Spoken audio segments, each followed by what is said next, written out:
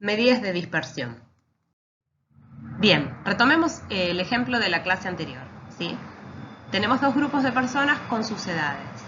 Lo que vamos a analizar ahora es si estos grupos de personas son dos grupos parejos u homogéneos o no, o en todo caso, cuán parejos u homogéneos resultan estos dos grupos de personas, ¿sí? Por supuesto que nosotros ahora estamos viendo las tablas, entonces esto lo podemos anticipar porque tenemos el conjunto de datos. Recuerden que lo que nosotros dijimos es que muchas veces en estadística uno no puede acceder a todos los datos, a veces solo tiene una muestra y con esa muestra realiza conjeturas o realiza ciertas inferencias a partir de esa muestra, pero no necesariamente tengo acceso al conjunto de datos. Una posibilidad es determinar el rango. ¿Qué es el rango? El rango es la diferencia entre el dato de mayor valor y el dato de menor valor. En nuestros grupos teníamos, en el grupo 1, la persona con más edad tiene 80 años, la persona más joven tiene 20, el rango nos da 60, y en el grupo 2, la persona con más edad tiene 46 y la persona más joven tiene 35, por lo tanto el rango nos da 11. ¿Qué sucede con esta información, con el rango? Bueno, el rango me permite tener una idea, porque en el caso de que la diferencia no sea muy grande, yo puedo deducir que este conjunto de datos quizás es bastante parejo, pero un rango grande no me permite afirmar que ese conjunto de datos vaya a ser desparejo. Podría suceder que estos valores sean dos valores atípicos. Voy a poner un ejemplo.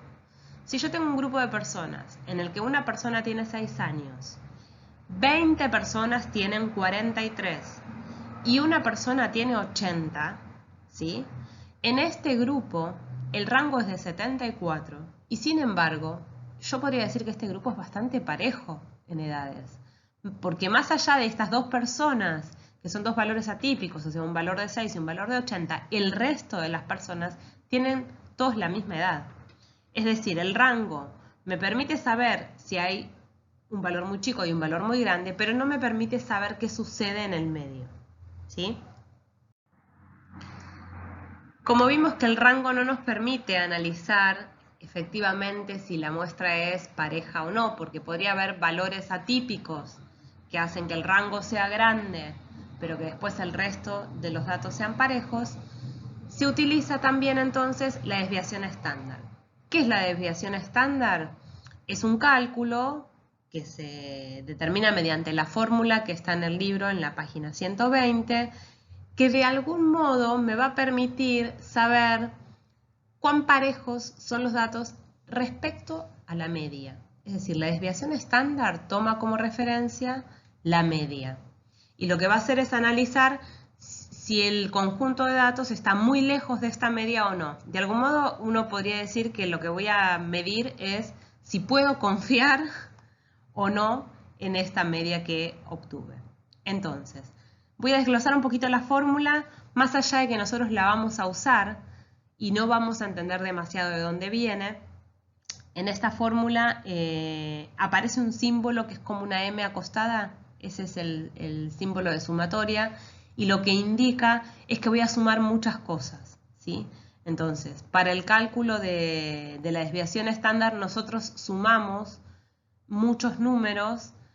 Esos números son siempre positivos porque provienen de haber sido elevados al cuadrado y cada uno de esos números que vamos a sumar representa la distancia que hay desde cada dato a la media, ¿sí? Eso lo vamos a ver ahora cuando hagamos los cálculos para el grupo 1. Y la n representa la cantidad total de datos. En el caso del grupo 1 nosotros teníamos 8 datos, o sea que la n va a ser 8, y en el caso del grupo 2 tenemos 9 datos, por lo tanto la n va a ser 9. Calculemos la desviación estándar del grupo 1. Entonces, lo que hacemos es aplicar la fórmula de la diapositiva anterior con los datos de la tabla del grupo 1. Una aclaración que voy a hacer respecto a la fórmula es, en la tabla nosotros teníamos 2 personas de 33 años y 2 personas de 35 años. Eso se ve plasmado acá en la fórmula con ese 2 por que aparece en el segundo término, 2 por 33 menos 43 al cuadrado, y 2 por 35 menos 43 al cuadrado. Siempre hay que tener en cuenta la frecuencia en el momento de calcular la desviación estándar. Además, ¿qué es lo que estamos haciendo? Lo que estamos haciendo es analizando a qué distancia está cada uno de los datos de la media. Por eso hacemos 20 menos 43, 33 menos 43, bueno, así con cada uno de los datos de la tabla. Lo que estamos midiendo es la distancia que hay entre cada uno de los datos y la media. Ese número se termina elevando al cuadrado porque en el caso de que el dato esté por debajo de la media, por ejemplo 20 menos 43, me da negativo, elevándolo al cuadrado yo garantizo que ese número sea positivo y luego se toma un promedio de todos estos valores, por eso es que dividimos por 8 y se calcula la raíz cuadrada, ¿sí? Entonces, yo ya realicé estos cálculos, esto nos da 19,74. Lo que nos interesa es analizar el significado de este 19,74. Entonces, yo representé acá el conjunto de datos en una recta, marqué con puntos cuántas personas tienen cada una de las edades, marqué con línea punteada en el 43 la media, y después marqué dos líneas punteadas más, una a la izquierda y una a la derecha, que están a la misma distancia de la media. ¿A qué distancia están? Bueno, están a 19,74 de la media. ¿Qué es lo que me está dando la desviación estándar? Me está diciendo que la mayoría de los datos de mi muestra o de mi población, o la mayoría de los datos con los que cuento, están en ese intervalo. ¿Cómo se calcula ese intervalo? 43 más lo que acabo de sacar como desviación estándar, 19,74, y 43 menos 19,74. Esta información es la que me estaría dando la desviación estándar. Me estaría diciendo que la mayoría de los datos de mi conjunto de datos están en este intervalo. Para hacer un intervalo de edades es un intervalo bastante grande, ¿sí? O sea, si yo digo que la mayoría de las personas de este grupo tienen entre 23 y 62 años, la verdad es que esto no es gran dato, ¿sí? En el caso del grupo 2, no vamos a hacer todas las cuentas, ustedes las pueden realizar, obtenemos una desviación estándar de 3,27. Y entonces, del mismo modo, podemos representar en una recta y observar que la mayor cantidad de datos van a quedar comprendidos entre la media, que es 43, y 43 más la desviación estándar, 43 menos la desviación estándar, ¿sí? Ahí yo hice los cálculos. Lo que vamos a decir es que entonces en este conjunto de personas la mayor cantidad de edades está entre 39,70 y pico, bueno, 39, y 46,27, ¿sí?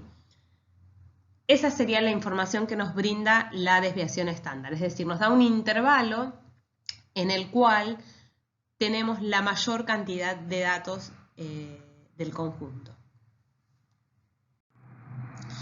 Finalmente, lo que queremos analizar es cuál de los dos grupos resulta más parejo respecto de la edad, ¿sí? Entonces, lo que vamos a analizar es el coeficiente de variación. En este caso puntual, nosotros tenemos el mismo promedio, que es 43. Entonces, uno podría analizar únicamente la desviación estándar, porque al ser más grande la desviación estándar, me permite decidir que es más parejo el grupo con menor desviación estándar. Pero eso sería falso si la media no es el mismo valor, o si estoy comparando dos grupos que son bien distintos. Por ejemplo, yo podría estar comparando vacas y podría estar analizando el peso de las vacas y pollos, y estar analizando el peso de los pollos, y ahí no tendría una medida de comparación porque no podría tener jamás la misma media. Entonces, ¿qué es lo que se utiliza? Se utiliza el coeficiente de variación. El coeficiente de variación se calcula como la desviación estándar dividido la media y está calculado aquí para ambos grupos.